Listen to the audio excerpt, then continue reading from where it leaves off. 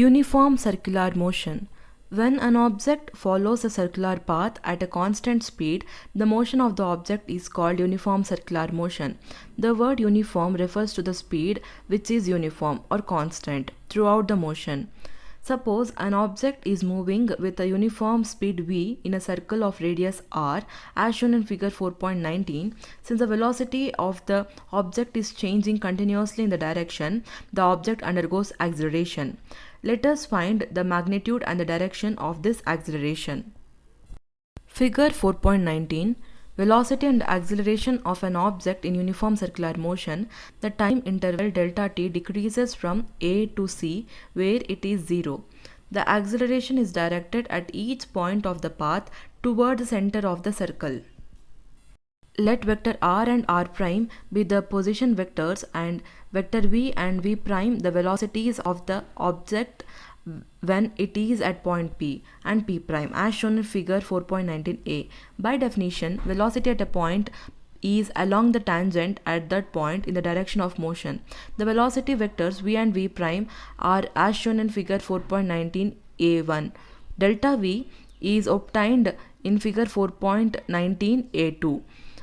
Using the triangle law of vector addition, since the path is circular, velocity is perpendicular to radius and so v prime to r prime.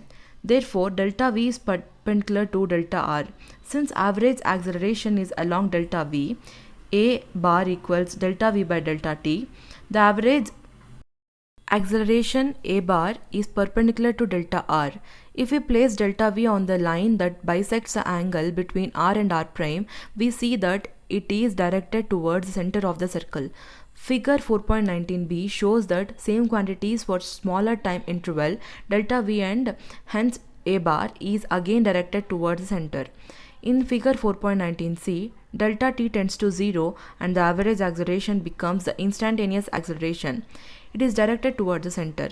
Thus, we find that the acceleration of an object in uniform circular motion is always directed towards the center of the circle. Let us now find the magnitude of the acceleration. The magnitude of A is by definition given by A magnitude equals limit delta v magnitude of delta v by delta t as delta t tends to 0. Let the angle between position vector r and r prime be delta theta. Since the velocity vectors v and v prime are always perpendicular to the position vectors, the angle between them is also delta theta. Therefore, the triangle CPP prime formed by the position vector and the triangle GHI formed by the velocity vectors v, v prime and delta v are similar. Figure 4.19a.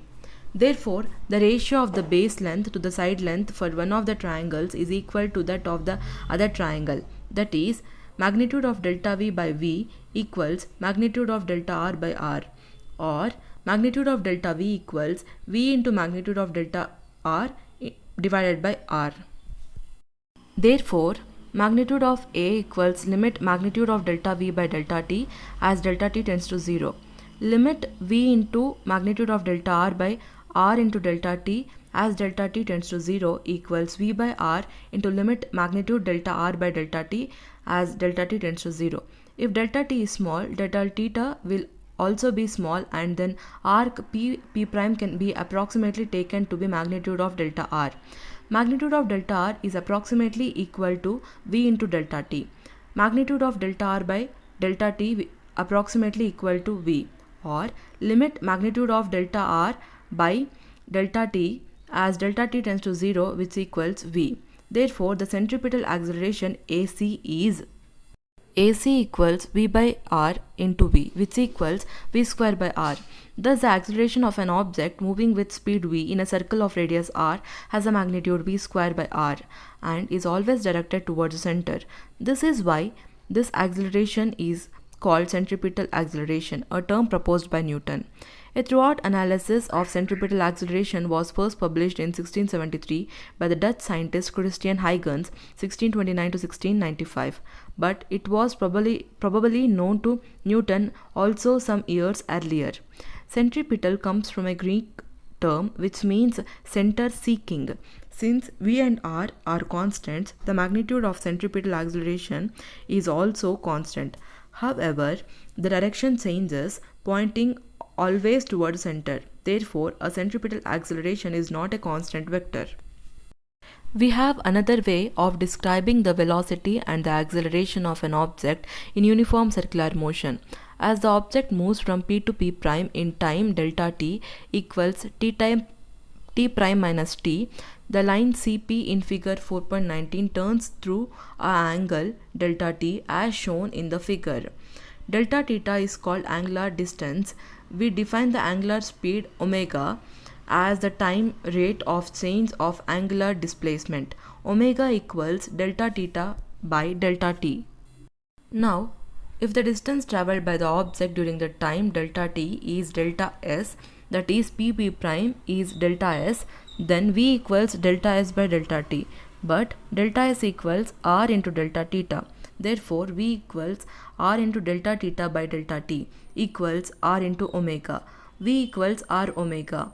We can express centripetal acceleration AC in terms of angular speed.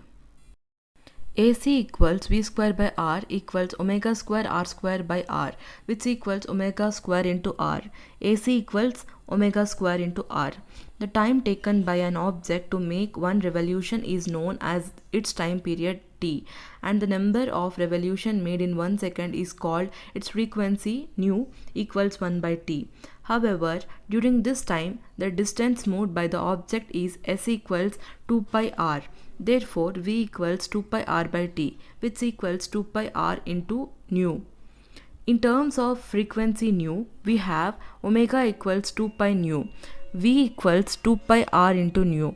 AC equals 4 pi square nu square into r.